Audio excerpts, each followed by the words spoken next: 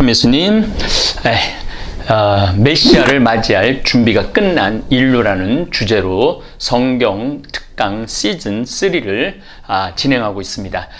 이번에는 4대 문명을 중심으로 저희들이 보고 있습니다. 제일 먼저 메소포타미아 문명, 그 다음에 이집트 문명, 그 한가운데 누가 있어요? 유대, 이스라엘이라는 나라가 있어요. 그 한가운데 하느님께서 그 지역을 선택하실 수밖에 없었던 이유가 바로 거기에 있습니다. 모든 문명이 집중되고 모든 문명이 지나가는 장소가 바로 레반트, 팔레스타인 지역, 가나안 땅입니다. 그래서 저는 하느님의 그 섭리, 하느님의 역사, 그야말로 역사죠. 살아있는 사실이죠. 여러분들 그런 공부를 하면서 예수님이 왜 2000년 전에 그때 바로 그 자리에 오실 수밖에 없다. 때가 차서 하느님 나라가 가까이 왔다. 회개하고 복음을 믿어라. 이 때가 차서라는 이 말 한마디가 얼마나 대단한 말인지 우린 알 수 있습니다. 그것만 아마 여러분들 깨달으신다 하더라도 엄청난 여러분들은 깨달음을 지니시는 분들입니다. 어쨌거나 하여튼 지금 이제 마지막 문명, 황하 문명까지 왔는데 사실은 마야 문명, 지금 유카탄 반도, 멕시코 지역, 그 지역의 마야 문명도 기원전 2000년 전부터 있었어요. 그리고 기원전 한 700년부터 거기도 피라미드를 만들기 시작을 했죠.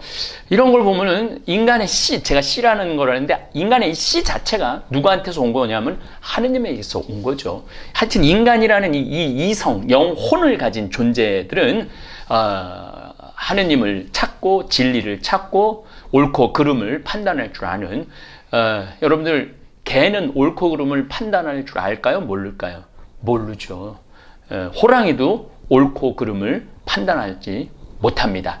그래서 개가 사람을 물었다고 개한테 윤리적으로 나쁜 개라고 이야기할 수 없어요. 왜냐하면 그들은 이성이 없기 때문입니다. 이성. 근데 우리 인간에게는 뭐가 있냐면 혼. 하느님이 저들한테 내 혼을 어를 불어 넣으리라.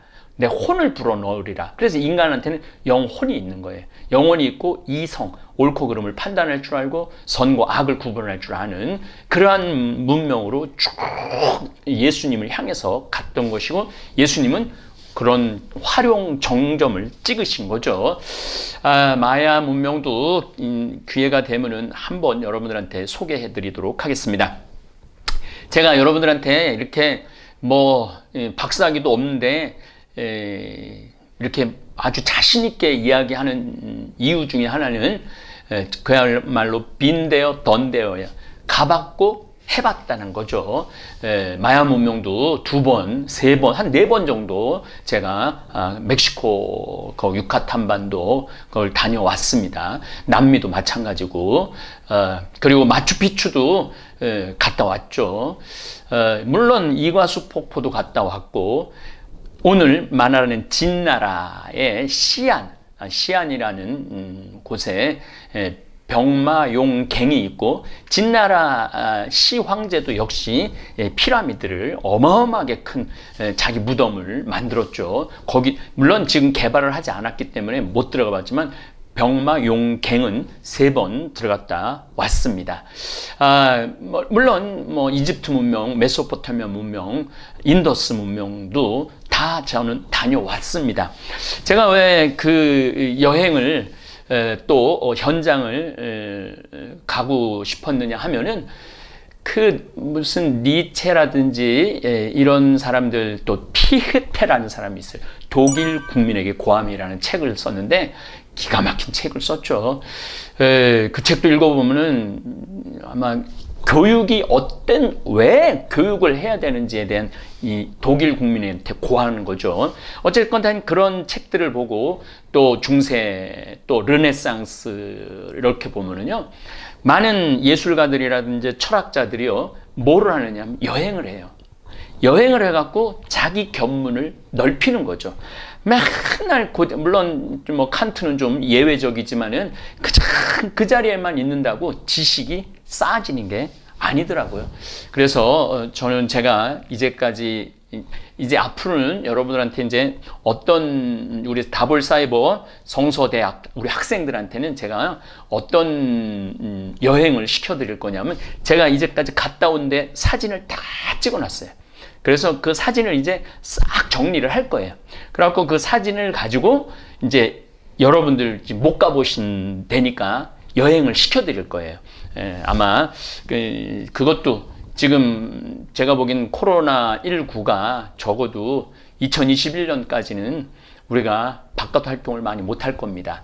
그래서 제가 우리 교우들한테 또 사제로서 예수님의 제자로서 우리 교우들한테, 집에만 있는 교우들한테 이런 여행도 좀 시켜드리는 것도 제 도리라는, 또 제 미션이라는 생각을 합니다. 어쨌든 이제 진나라, 정말 중국 최초의 통일 국가죠.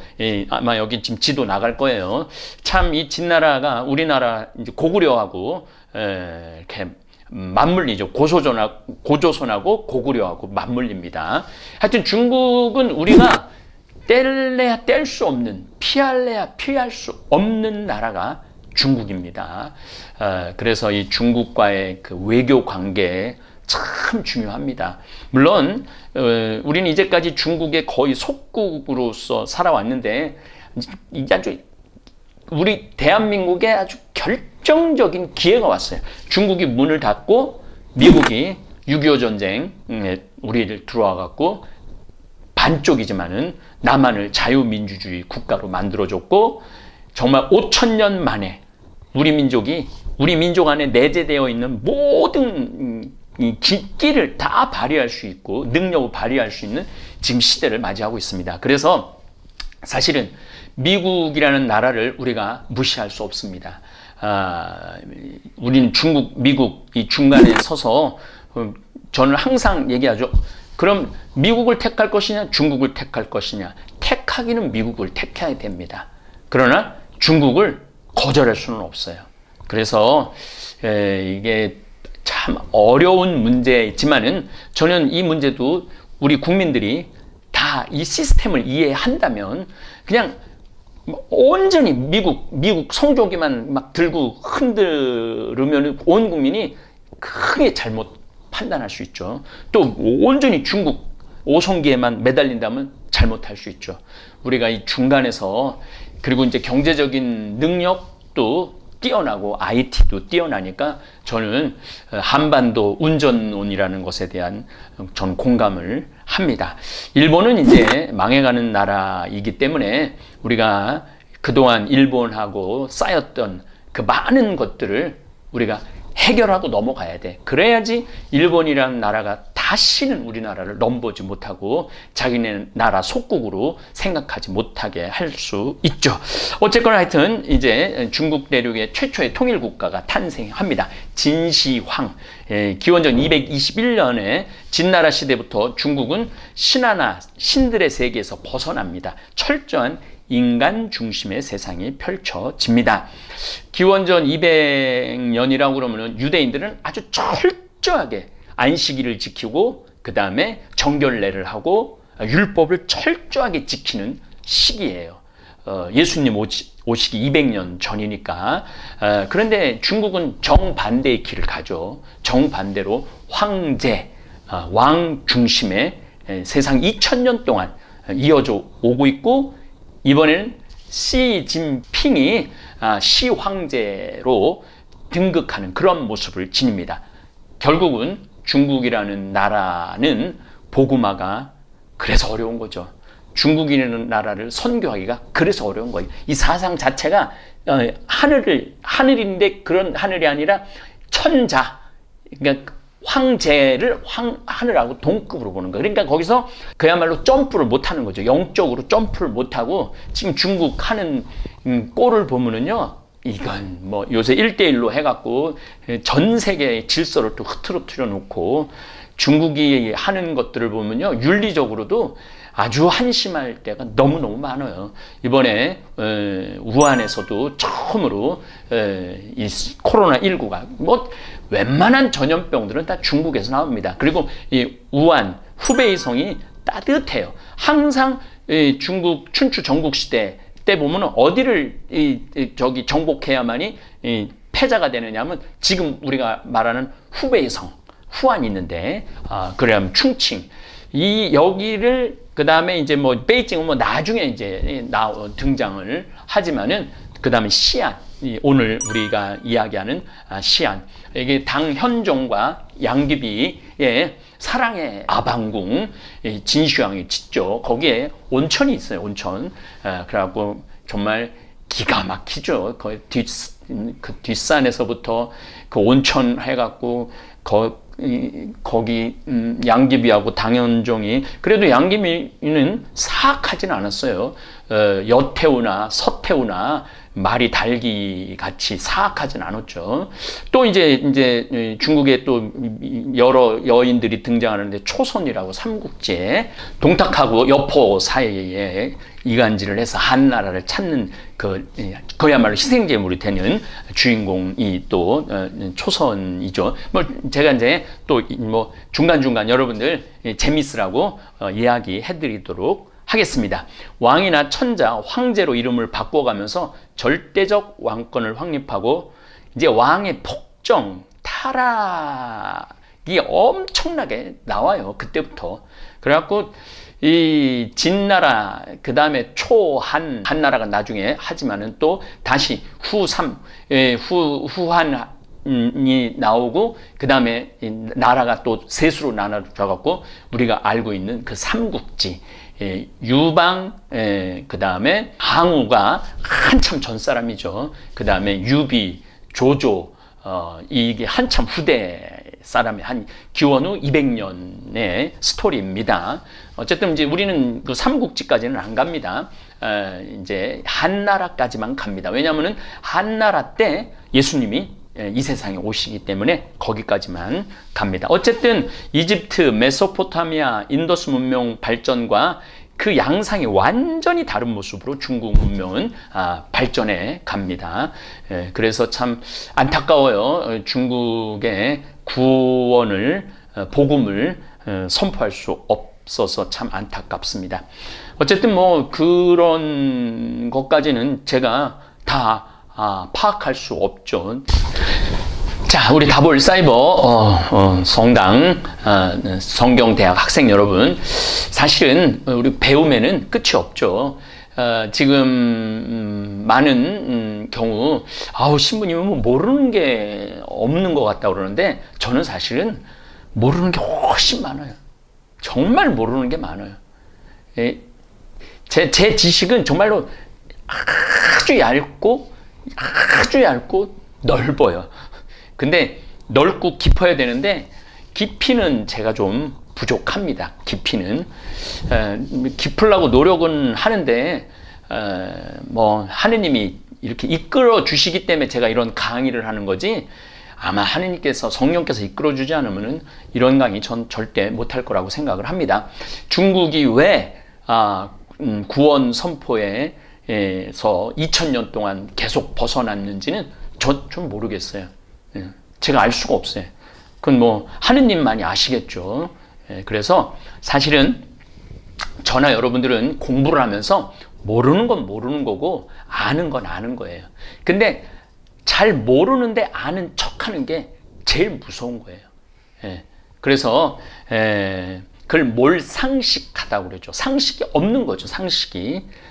적어도 우리는 상식 정도는 지니는 그런 학생들 되기를 바랍니다. 어쨌든 주나라 때 왕을 천자라고 불러서 하늘의 아들이라고, 진나라 때는 황제라는 칭호를 씁니다. 이게 굉장히 중요합니다. 제라는 이 단어는 본래 임금이란 뜻이 아니고 신에게 제사를 바치기 위한 제사장이에요. 그러니까 하늘에서 제사를 지낼 수 있는 것, 그러니까 땅에서가 아니라, 그래서 그걸 상제, 하늘에서 제사를 지낼 수 있는 그걸 하느님이라고 표현을 하는 겁니다. 그 제와 황은 상고시대에서 왕과 동의였어요. 그러니까 황제나라는 것은 하늘의 임금이라는 뜻이죠. 그러니까 거의 신의 의미로 그러니까 황제를 어떻게 대했느냐면 신으로 대하는 거죠. 옥황상제와 같은 의미로 상제가 쓰입니다. 어쨌든 황제라는 단어 자체가 원래 위대한 하느님이라는 뜻이에요. 그거를 인간이 가진 거죠. 중국이라는 나라가 가진 거죠. 자, 이제 시황제가 나라를 통일하고 난 다음에 분서갱유를 합니다. 이게 뭐냐면은 7개 나라로 나누어져 있던 중국에서 각 지방마다 문자의 차이가 너무 많이 나요. 그 쓰는 글자가 다 7나라가 다른 거야. 그러니까 뭐 이렇게 하나 공문을 보내도 이게 통하지가 않는 거예요. 그래서 이거 안 되겠다. 그래갖고 모든 서적들을 다 모읍니다. 그래서 싹 태워버려요. 태워버리고 딱 소전이라는 문자 하나만 딱 쓰게 하죠. 이게 이제 시황제의 진시황의 위대한 업적 중에 하나죠. 문자의 통일은 중앙 집권 정치를 하기 위한 필수적 조치라는 거죠. 문자가 중요하다는 것은 제가 수도 없는 강의 때 여러분들한테 말씀을 드렸습니다. 문자가 있어야만이 예수님이 이 세상에 오실 수 있었어요. 문자가 없었다면 예수님이 와봐야 말하는 게 다 하늘로 흩어져 버리고 없어지는데 소용이 있겠어요? 그러니까 때가 차서 하느님 나라가 가까이 왔다는 게 히브리어가 거의 완벽한 아람어 예수님 쓰고 히브리어 이거 두 가지를 썼지만은 거의 언어적으로는 완성된 상태에서 예수님이 오신 거죠. 지금은 영어, 인도도 영어를 쓰는 바람에 그 흩어진 나라가 통일이 됐던 거예요. 영어가 그렇게 중요한 거죠. 이제는 중국말이 이제 중요하죠. 또 뭐 여기에 또 우리 대한민국 한글, 이건 뭐 정말 위대한 글자가 한글이 아닌가 싶습니다. 제가 실시간 스트리밍 때 이제 언어에 대한 이야기를 조금 재밌게 이렇게 강의로 말고 재밌게 여러분들하고 언어 이야기를 하도록 하겠습니다. 어쨌든 분서 책을 태워버리는 거죠. 그 다음 유학자를 확 그냥 구덩이에 집어넣는 거예요. 갱유라는 거는 진나라 사상 통제 정책의 일환으로 의서, 농서, 복서 이거 이제 점치는 거 이런 것 오래 살고 싶어갖고 의서는 하나도 안 태웠어요. 진시황이. 그 외에 모든 사상에 관련된 책들은 다 태웁니다. 그러니까 무슨 책을 태우겠어요? 공자, 맹자, 사서삼경 뭐 이런 거, 그 다음에 한비자, 도덕경 이런 것들은 싹 다 불태워버린 거예요. 사상에 관련된 거는 딱 법가 하나, 법치주의를 했으니까 법을 중심으로 해서 육아를 중심으로 해서 공자가 말하는 인의 예지를 중심으로 해서 정치를 한 게 아니라 법으로 내리눌렀던 거죠. 그래갖고 그 7개 나라를 진나라가 통일한 게 6개 나라는 아주 너무너무 고통을 받아요. 그래갖고 나중에 반란을 많이 일으키죠. 언론이나 문화에 대한 탄압의 상징이죠. 분서갱유. 불태운 서적들이 옛날엔 죽간이라고 대나무에다가 글을 전부 다 쓴 걸 싹 태워버린 거죠. 진나라는 군현제도, 이제 옛날에는 봉건제도, 내 형, 아들, 뭐 누구 이렇게 요 농토를 주고 내가 다른 반란이 오면 다 와갖고 또 막아주고 또 가서 그 농토하고 어느 정도 공납, 상납하고 그랬는데 이 진시황 그걸 다 없애버려요. 봉건제도를 없애고 군현으로 나눠. 그래갖고 중앙에서 다 파견을 하는 거야. 그러니까 완전히 중앙 집권 정치를 할 수가 있었던 것이죠. 진나라가 군현제도를 했는데 주나라 봉건제도를 참여하고 황제의 정치를 비방하는 유학자들이 있어서 이 사람들 전부 다 싹 460명 똑똑하다는 유학자들 전부 다 불러다가 시안에다 불러다가 다 불구덩이에다 그냥 한 번에 다 묻어버린 거죠. 자, 이제 의서, 농서, 복서 복이라는 게 전복자예요. 이런 것만 남겨놨는데 213년에 태웠는데 이게 참 여기 제가 이 원고를 안 보고 말씀을 드리겠습니다. 옛날 사람들은 다 외웠어. 다 불태워도 논어를 다 외웠어. 맹자를 다 외웠어. 시, 서, 역, 삼경 이걸 다 외웠어.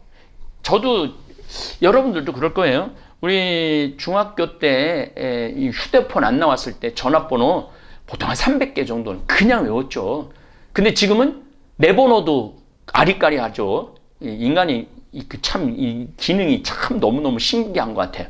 자, 다 외워갖고 그래도 계속 내려왔어. 그런데 기원전 한무제 때 141년서부터 87년까지 한나라를 다스린 한무제 때 이 너무너무 좋은 게 나왔는데, 한무제가 노나라 공왕이 자신의 정원을 만들기 위해서 옛 공자의 저택을 허무는데, 그 벽 속에서 그 벽을 허무는 흑벽이잖아요. 노노를 비롯한 모든 경전들이 다 나와요.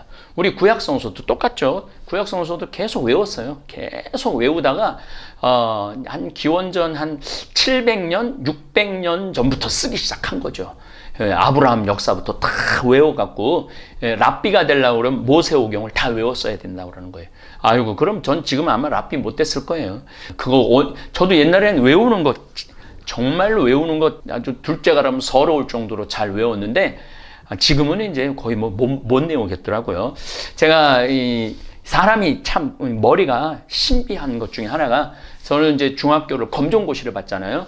검정고시를 봤는데 중학교 1학년까지밖에 안 다니고 2, 3학년을 안 다녔어요. 그런데 이제 신학교를 가고 싶으니까 고등학교를 가야 돼서 나 검정고시 공부를 해야 되겠다. 그래서 그때는 15년간 검정고시 총정리, 20년간 검정고시 총정리라는 이렇게 두꺼운 것들이 있었어요. 그런데 학교를 안 다녔으니까 영어도 몰랐고 수학도 몰랐고 국어도 몰랐죠. 그런데 그거를 20일 만에 한 2000페이지 되는 걸 다 외웠어요. 다 외워갖고 20일 공부하고 검정고시 합격을 했으니까 그 인간이 그 능력마다 다른가 봐요. 근데 이제 더 재밌는 거는 수학을 제가 정말 못합니다. 수학을 못하는데 선생님이 교과서에서만 문제를 내는 거예요. 교과서에서만. 근데 이게 미분, 적분을 외우지를 못했는데 그것도 다 외웠어. 이해 못하고 외운 거예요, 수학을. 그래갖고 제가 고등학교 2학년 때 수학 점수가 400점이었어요. 중간고사, 기말고사, 중간고사, 기말고사를 지금도 미분, 적분을 모르는데도 그때 그냥 외워갖고 교과서에서 나온 것만 문제를 냈으니까 교과서를 똘똘 외워갖고 써갖고 지금도 그 성적표 아마 400점 성적표가 있을 거예요. 어쨌든 외우는 걸 참 잘했는데 지금은 이제 거의 못 외워요. 지금은 방금 들은 것도 까먹어. 이렇게 단어가 오면은 이렇게 새겨줘야 되는데 이렇게 비껴가요. 비껴가. 근데 어쩔 수 없다고 그래요. 나이 먹으면은 외우는 거는 좀 어렵다고 그러죠. 어쨌든 하여튼 그 흑벽에서 나왔는데 이때 발견된 책들이 예기, 상서, 춘추, 논어, 효경. 그래서 벽 속에서 발견된 경서라고 하고 노벽이라고 얘기를 합니다. 그래서 그렇게 인간이 외우는 게 그렇게 중요한 거죠. 제가 그 집에서 강론에, 주일 강론에 하겠지만은 구약시대 때 놀라운 건 다 외워갖고 쓴 것들을 2000년 동안 몰랐는데 요거는 이제 나중에 또 강의 때 말씀드리겠지만 그 외운 거하고 사회문서하고 거의 이사야 예언서는 한자도 안 틀리고 똑같은 거예요. 사람이 외운다는 게 그렇게 머리라는 게 신비한 거예요. 네.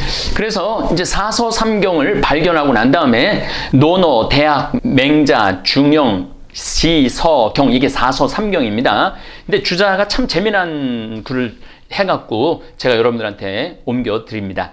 내가 바라기를 사람은 먼저 대학을 읽어서 그 규모를 정하고 다음에 논어를 읽어서 근본, 인간의 근본이 뭐냐 근본을 세우고 다음에 맹자를 읽어서 그 드러내고 뛰어넘는 바 실천하는 바를 관찰하고 다음에 중용을 읽어서 옛사람의 미묘한 부분을 구하라. 이 중용도 제가 여러분들 한번 강의 드리도록 할 겁니다. 인간이 가장 힘든 게 중용이에요. 중용. 이쪽으로 치우치지도 않고 저쪽으로 치우치지도 않고 가운데서 행동도 생각도 사고도 참 좋은 글입니다. 어쨌든 이 진시황은 도량형의 표준화를 합니다. 도량형이라는 건 도, 길이, 양은 부피, 형은 저울, 무게. 이거를 통일을 해요. 왜냐하면 나라가 너무너무 큰데 여기 1cm하고 지금 미국이 그러잖아요. 우리는 1cm, 1km 이걸 하는데 미국은 마일을 쓰잖아요. 근데 1cm, 1km 이거 하자고 그런 나라가 누구였는데 미국이었어, 미국. 근데 자기네들은 마일을 써. 그래서 그 패권 국가라는 게 왜 패권 국가냐면 자기 마음대로 하고 싶은 대로 하는 게 패권 국가예요. 어쨌거나 각종 단위를 재는 기구 단위를 통일을 합니다. 고대 중국 사람들은 기원전 1000년을 전후로 하은주 시대에서 이미 주척이라고 도량형을 만들어 쓰기 시작했죠. 춘추 전국 시대를 거치면서 뭐 수백 제후국가가 서로 싸우면서 지방마다 잣대가 달라집니다. 그래서 세금을 거둘 때 돈이 아니라 배, 옷 있잖아요. 그 배, 그 다음에 쌀로 거뒀는데 여러 나라로 나뉘어 있을 때는 자기 나라 안에 있는 잣대만 쓰면 됐는데 한 진나라로 통일되면서 계산이 복잡해지죠. 이 때문에 진시황은 통일하자마자 분서, 갱유 싹 책을 펴버리고 언어를 통일하고 그 다음에 도량형을 일치를 해갖고 통일국가에 기반을 한 거죠. 정말 아주 진시황이 잔인하기도 하고 포악하기도 한 왕이었지만은 또 위대한 왕이기도 했죠. 예, 요거 원래 한 시간에 끝내려고 그랬는데 한 타임에 끝내려고 그랬는데 요 뒷얘기가 너무너무 또 재밌어서 26강으로 넘어가도록 하겠습니다. 예, 감사합니다. 너무나도 고소해 참을 수가 없을걸. 건강히 책임져줘 생태만 전국장이 냄새난다. 선입견이 있나요? 나도 처음엔 그렇다고 생각했지. 전국장까지